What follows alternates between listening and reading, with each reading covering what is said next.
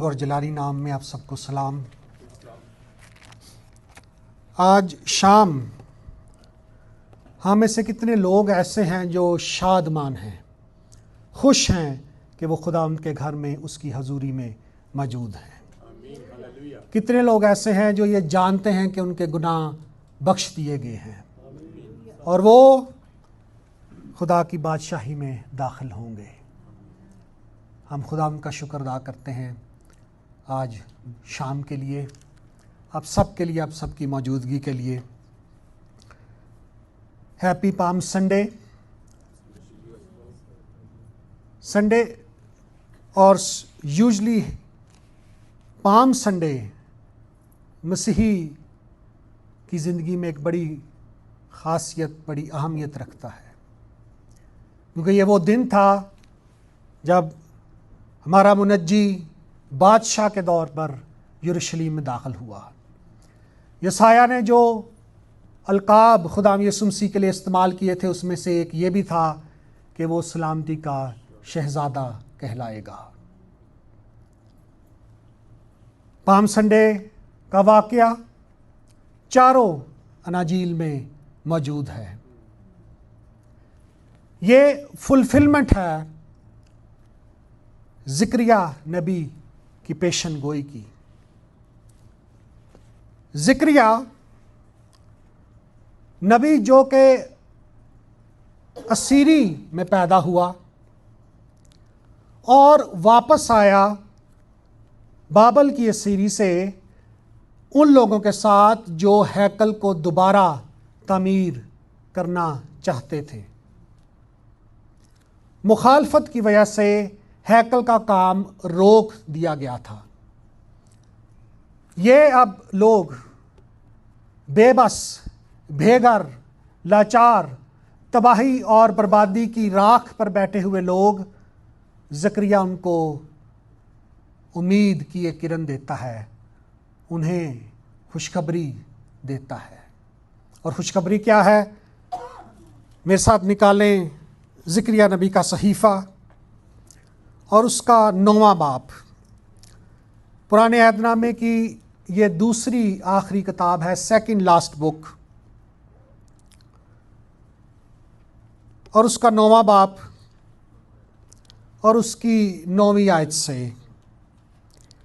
اے بنت سیون، تو نہایت شادمان ہو۔ کتنی شادمان ہو؟ نہایت شادمان ہو۔ اے دختر یشریم، خوب للکار، کیونکہ دیکھ تیرا بادشاہ تیرے پاس آتا ہے۔ بادشاہ کے خصائص کیا ہیں، خصوصیات کیا ہیں اس کی؟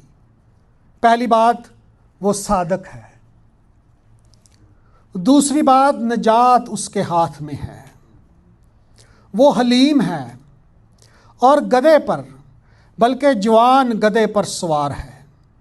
اور میں افراہیم سے رتھ اور یروشلم سے گھوڑے کاٹ ڈالوں گا اور جنگی کمان توڑ ڈالی جائے گی، اور وہ قوموں کو صلح کا مژدہ دے گا، اور اس کی سلطنت سمندر سے سمندر تک اور دریائے فرات سے انتہائی زمین تک ہوگی۔ میرے عزیزو، اگر میں اس کو آج نیو ٹیسٹمنٹ کی زبان میں بولوں یا کہوں تو یہ ہے کہ اے کلیسیا نہایت شادمان ہو۔ آل نیشن چرچ کے لوگوں نہایت شادمان ہو، کیونکہ تمہارا بادشاہ چلا آتا ہے۔ بادشاہ چلا آتا ہے۔ زکریا کا صحیفہ انبیاء اصغر یعنی مائنر پروفٹس میں دوسری آخری کتاب ہے۔ 14 ابواب ہیں صرف اس کے، لیکن اس کی 40 کوٹیشنز، 40 ریفرنسز، 40 بار اس کا ذکر نئے عہد نامے میں کیا گیا ہے۔ بہت اہم کتاب ہے، اور اس کے اندر خدا یسوع مسیح کا ذکر بہت زیادہ موجود ہے۔ اور اس سے بڑھ کر یہ کہ زکریا اپنی نبوتی آنکھوں سے، مکاشفاتی آنکھوں سے خدا یسوع مسیح کی دوسری آمد کو بھی دیکھتا ہے۔ وہ دوسری آمد کو دیکھتا ہے اور یہ تسلی دیتا ہے اسیروں کو جو واپس آئے تھے کہ نہایت شادمان ہو کیونکہ تمہارا بادشاہ چلا آتا ہے۔ یہ لوگ جو بابل کی اسیری کاٹ کر آئے تھے تباہ اور برباد ہو چکے تھے۔ اسرائیل کی، یہودا کی سلطنتیں اب ختم ہو چکی تھیں۔ گھبرائے ہوئے، اجڑے ہوئے بے گھر لوگوں کو زکریا کہتا ہے کہ نہایت شادمان ہو، خوب للکارو کیونکہ تمہارا بادشاہ چلا آتا ہے۔ خدا یسوع مسیح کے آنے سے 500 سال پہلے، 500 years before، وہ امید دیتا ہے کہ گھبرانے کی یا پریشان ہونے کی ضرورت نہیں کیونکہ تمہارا بادشاہ چلا آتا ہے۔ عزیزو، ابلیس ہمارے ذہنوں کو جکڑ لیتا ہے کہ اودا کی بنوں گا، اسی کی کران گے، کی بنے گا، کتھے جاواں گے، کی پاواں گے، کی ہوئے گا۔ خدا کا کلام کہتا ہے کہ ان چیلنجز کے اندر پریشان ہونے، گھبرانے، مایوس ہونے کی ضرورت نہیں کیونکہ تمہارا بادشاہ جو ہے وہ آ رہا ہے۔ اس لیے نہایت شادمان ہو اور خوب للکارو۔ میں جب اس لفظ پر غور کرتا ہوں، شادمان پر، تو عبرانی میں یہاں پر لفظ استعمال ہوا ہے گیل۔ انگریزی ترجموں میں کہا گیا ہے ریجوائس گریٹلی، ریجوائس، ہیپی لفظ استعمال نہیں ہوا۔ ہیپی لفظ کی کمزوری یہ ہے کہ ہیپی لفظ ہیپ سے نکلا ہے۔ کمیٹی نکل آئے تے گڈ ہیپ، کمیٹی بھی ٹوٹ جائے تے مس ہیپ۔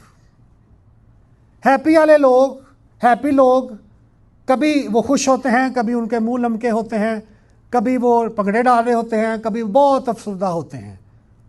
اچھا، ان کی مرضی کے مطابق کام ہو جائے تو ہیپی، نہ ہو تو unhappy. Happy birth day, happy anniversary. یہاں پر لفظ استعمال ہوا ہے ریجوائس، گیل، شادمان۔ وہ لوگ جو کہ شادمان ہو، چاہے جس قسم کی بھی معاشی مشکلات کیوں نہ ہوں۔ وہ معاشی لوگوں کی طرف نہیں دیکھتے، اپنی مشکلات کی طرف نہیں دیکھتے، اپنے چیلنجز کی طرف نہیں دیکھتے، وہ ہر وقت ہی شادمان اور خوش رہتے ہیں۔ کلام کہتا ہے کہ اے بنت صیون نہایت شادمان ہو۔ ان کی شادمانی پیسوں سے نہیں ہے، سماجیات سے نہیں ہے، ان کی شادمانی خداوند یسوع مسیح میں ہے۔ وہ یہ جانتے ہیں کہ ان کا بادشاہ واپس آنے والا ہے۔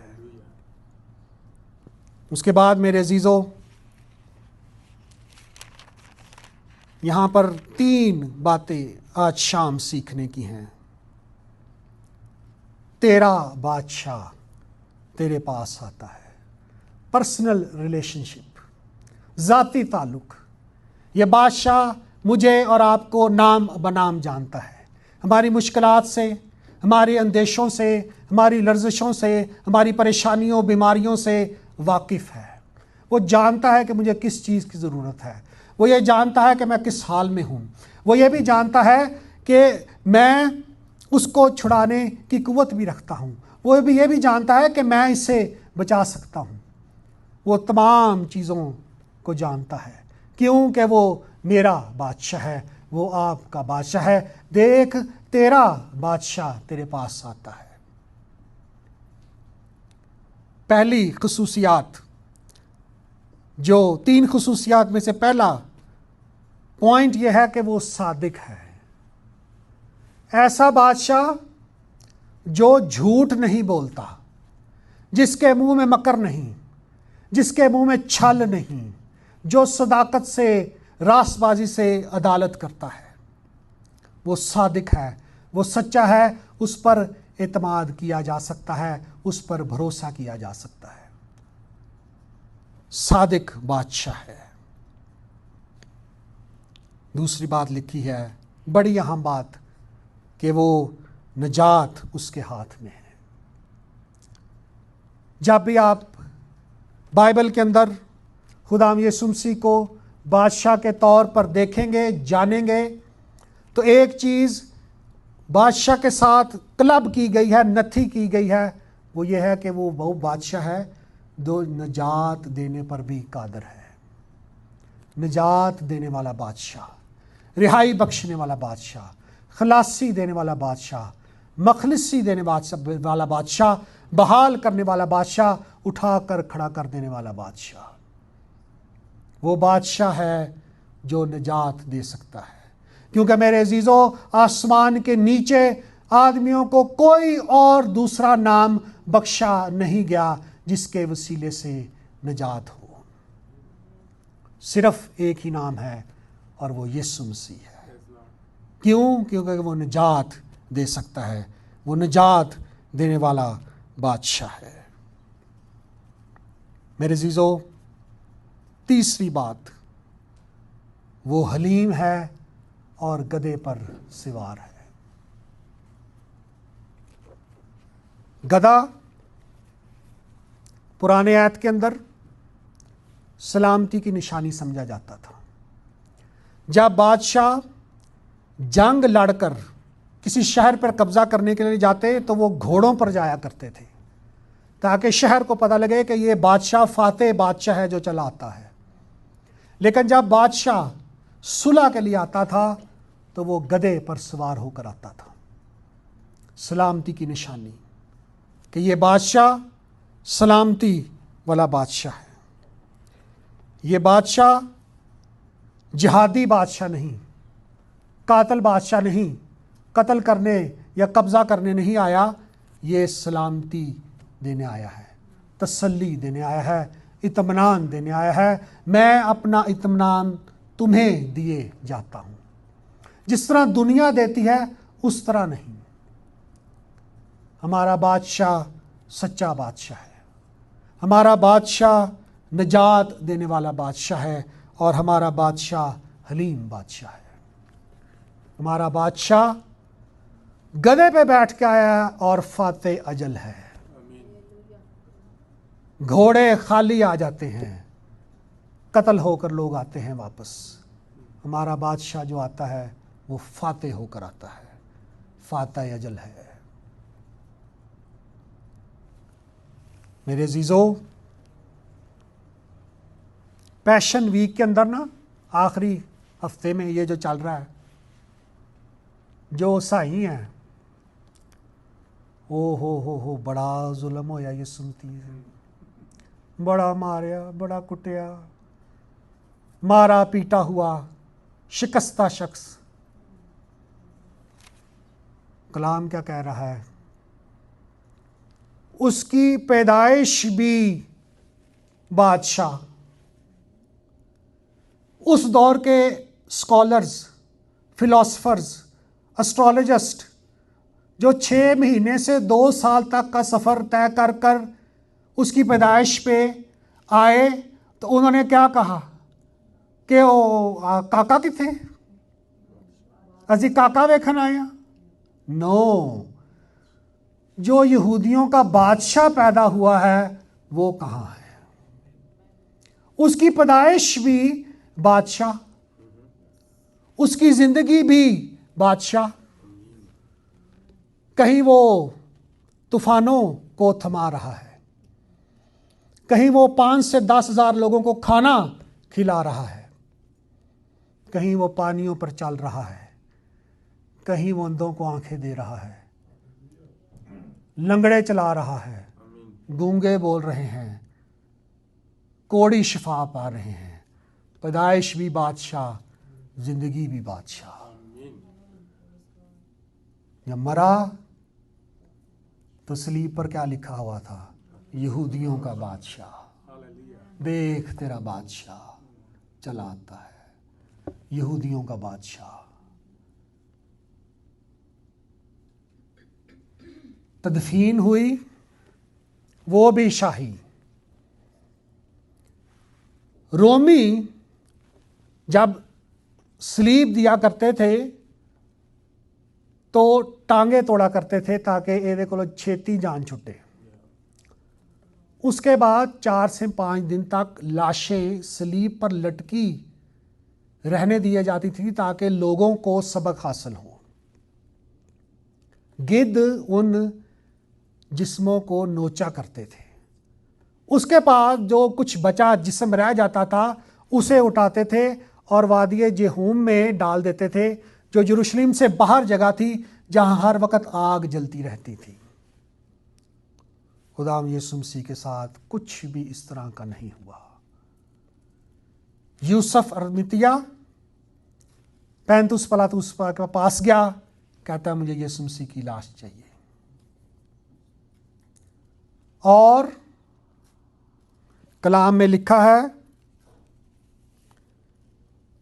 50 سیر مر اور عود. پہلی بات لکھی ہے مہین چادر میں لپیٹا، 50 سیر مر اور عود، 80 پاؤنڈز. آج کی زبان میں یہ تقریباً بنتے ہیں $200,000، $2,00,000. اینا ساڈے تے لون ہوندا ہے تو انہوں نے مسیح تے لا دیتا. تدفین بھی بادشاہ، اور جب وہ جی اٹھا تب بھی بادشاہ، کیونکہ فرشتے اس کا استقبال کرنے کے لیے اس کی قبر پر موجود تھے. دیکھ تیرا بادشاہ چلا آتا ہے. پتھر لڑکھایا گیا، اس لیے نہیں کہ مسیح باہر آ سکے. مسیح تو دیواروں میں سے گزر سکتا تھا. پتھر اس لیے لڑکھایا گیا کہ جو شاگرد ہیں وہ دیکھ سکیں کہ قبر خالی ہے. پیدائش بھی بادشاہ، زندگی بھی بادشاہ، موت بھی بادشاہ، تدفین بھی بادشاہ، جی اٹھنا بھی بادشاہ، اور جب وہ واپس آئے گا تو تب بھی بادشاہ. دیکھ تیرا بادشاہ چلا آتا ہے. نہایت شادمان ہو، خوب للکار، کیونکہ تیرا بادشاہ چلا آتا ہے. میں 2 حوالہ جات جلدی سے پڑھ کر ختم کروں گا، آپ کو اس سے اندازہ ہو جائے گا. سب سے پہلی کتاب بائبل کی پیدائش، اور اس کا 49واں باب 49 چیپٹر، 50 باب ہیں اس کے، سو دوسرا آخری باب 49 چیپٹر. غور سے سنیں. یہ یعقوب موت سے پہلے پیشن گوئیاں کر رہا ہے، اپنے لڑکوں کو برکت دے رہا ہے. یہودا کے بارے میں کیا کہتا ہے؟ یہودا کو برکت دیتے ہوئے اپنے بیٹے کو کیا کہتا ہے؟ 10ویں آیت سے، جینیسس 49 سٹارٹنگ فرام ورس 10. یہودا سے سلطنت نہیں چھوٹے گی اور نہ اس کی نسل سے حکومت کا عصا موقوف ہوگا جب تک کہ شلو نہ آئے، یسوع مسیح نہ آئے. وہ اپنا جوان گدھا انگور کے درخت سے اور اپنی گدھی کا بچہ اعلیٰ درجے کے انگور کے درخت سے باندھا کرے گا. وہ اپنا لباس مے میں اور اپنی پوشاک آب انگور میں دھویا کرے گا.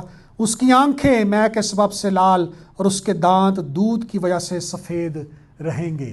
دودھ اور مے کا ذکر جب آپ بائبل میں پڑھیں پرانے عہد نامے میں، یہ ظاہر کرتا ہے پراسپیرٹی کو، برکت کو، زندگی کو. پیدائش بائبل مقدس کی پہلی کتاب بادشاہ یسوع مسیح کو ظاہر کرتی ہے. اب مکاشفہ کی طرف چلتے ہیں. میں اسے پڑھ کر ختم کرنا چاہوں گا. مکاشفہ اور اس کا 19واں باب، book of Revelation chapter 19 starting from verse 11، 11ویں آیت سے. پھر میں نے آسمان کو کھلا ہوا دیکھا، اور کیا دیکھتا ہوں کہ ایک سفید گھوڑا ہے، اس پر ایک سوار ہے جو سچا اور برحق کہلاتا ہے، اور وہ راستی کے ساتھ انصاف اور لڑائی کرتا ہے.